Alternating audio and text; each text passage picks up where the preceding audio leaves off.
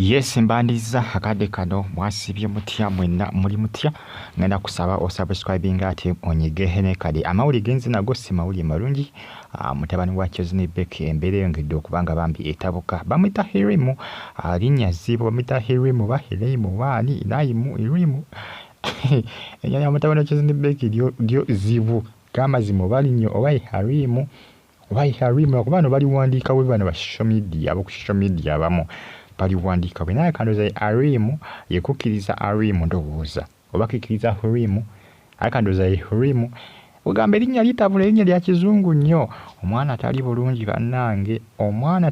bannange zo omwana wa Chizini Beck gamazima ye simanyi na kumanya Chizini Beck kyagenda kubanga kulinga ebifaananyi omwana bwafaanana kati bane mwongere kubanga musabira omwana kubanga Chizini Beck ye alabika mukazi watu kati yasoba kwegamba yasoberwa era agamba nti lulibo olwo ajja kuba anyumya olugero nti munnange byali bwe biti olumbe lwaluma mutabani we naye nga si byangu mbatumideka abali Canada Toronto abali Saudi mu kibuga Riyadh abali mu ggwanga Uganda bagamba nti mwenna muli bamaanyi nnyo okubanga mu following alenga mutabani we amanyikiddwa nga Hirimu oba ye Hirimu ya akandoza Hirimu ebintu si birungi eri mutabani wa Chizini Beck abasinga bagamba ati omwana yandibadde amutwala ku kika kye kubanga omwana loza yeetaaga empewo z'ekika azimufuuweko abasinga bagamba nti Chizini Beck omwana yamugaanira kubanga amuwa taata we ndibadde amuwa taata we oba oliawo omwana yalikoze ki oba oliawo omwana yaliwonye omwana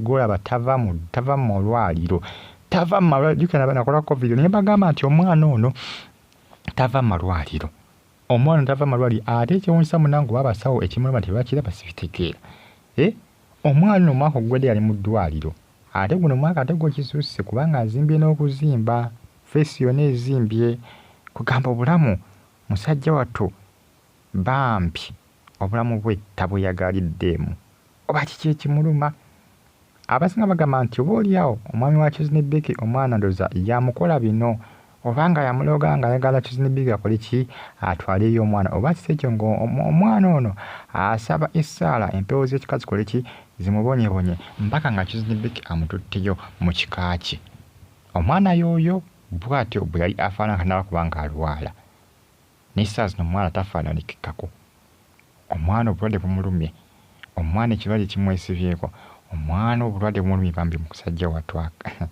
dengera gwe yenna ebifaananyi byafunye ennaku lwaggula ekiro ate byo nga biralamukko okwawukana ati kwe bibadde bifulumanga jjukira nina balaga ebifaananyi ng'omwana ono atambulira na mu kagaali takyasobola kubanga atambula Chizini Beck asobeddwa agamba omwana mukolere ki ono abasinga mugamba omwana mutwale mu kika kye naye ate Chizini Beck yagamba nti omwana si wa musajja kubanga omusajja yagamba Chizini Beck wagenda ogende wa Dokita Amiru mwena olubuto lwange era oyo omwana wange omusajja yalemerako yagamba nti Chizini Beck amuwa omwana we kati kisigadde eri Chizini Beck anakwata omwana n'amuwa omusajja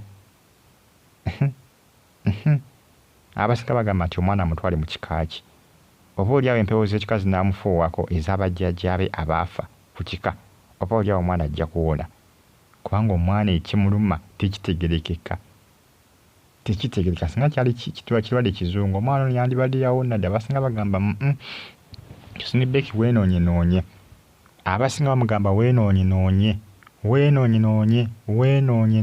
Chizini Beck weekuŋŋaanye olabye nga munnange omwana ono okola ki omwana ono omutaasa naye bambi si birungi ku sayidi ya Chizini Beck mungera okwanga musabira mutabani we asobola okubanga assuuka kubanga ekimbe kimwesibyeko omwana ekimbe kimulemeddeko omwana obulwadde bumwesibyeko omwana buli ssaawa abeera mulwadde omwana takyasoma na bulungi aba yakaddayo okusomero ng'ekimbe kimugwira ate ku muligo kimuyisizza bwe kubanga kimuzimbizza feesi yonna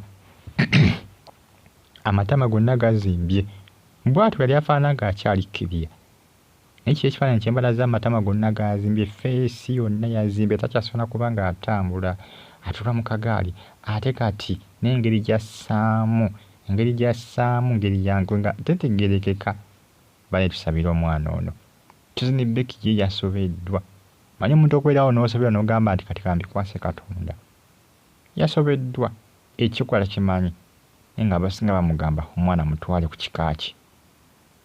Abasinga bagamba nti omwana nekimuluma kiyinza okuba nti kiva ku kika kye, oba si ekyo ng'omusajja amubanja alina kye yakola. Ng'oba oli awo Kizza ne Becky wamutwala ku kika kye, oba oli awo omwana ajja kutereera. Abasinga ge magezi ge baamuwadde, kati tulinze tulabe Kizza ne Becky agenda kukikwasaganya atya, omwana n'amukwata n'amutwalayo. N'embeera yo erabika nga ebizze, erabika ng'esajjusse endowooza omulengera mukazi wattu.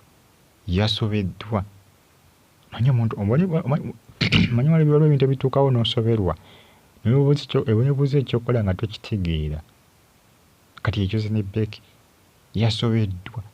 Ekyokola kyo byamugasse. Tamanyi kyakola, tamanyi kyakuzza, kwegamba ali awo. Gikali akaseera kayinza tukomo tunoba mu mbeera nga tumanyi ng'egyonza kugivuunukamu. Lengera omwana bw'afaanana mazima ddala. Lengera omwana bw'afaanana, engeri gy'assaamu yokka ekanga. Ebifaananyi munnange ebyo ndowooza omulengera omwana. Ndowooza olengera omwana bwe yali afaanana awo. N'okusoma, asoma olunaku lumu ng'ekimbe kimulumba. Asoma olunaku bbiri ekimbe nga kimulumba. Ate kati baaba kyamukubyewo nnyo n'okawukana bulijjo. Eno bulijjo abadde awonaawonakoko n'addako ewaka n'agenda ku ssomero. Naye kati bukyanga atwalibwa mu ddwaliro mpaka nakati akyaliyo. Si byangu. Nga munnange ensonga zeezo zimukwezi tambula kadde kano. Mwena basaba busabe musabire omwana wa Kizza ne Becky asobole okuba nga bambi ali kavaalinga.